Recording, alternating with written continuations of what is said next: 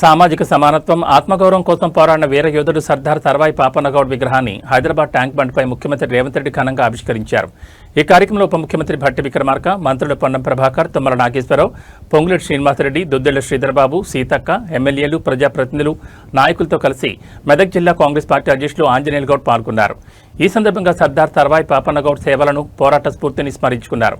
సామాన్య ప్రజల హక్కుల కోసం పోరాడిన పాపన్నగౌడ్ చరిత్ర, ధైర్యం, నాయకత్వ స్ఫూర్తి భావితరాలకు ఆదర్శమని పేర్కొన్నారు.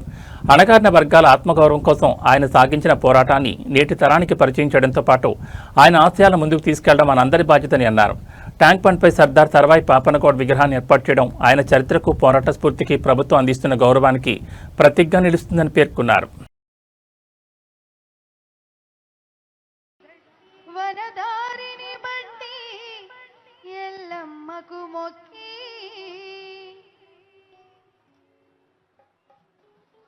ప్రాణాలను పెట్టి ముస్తాదులు గట్టి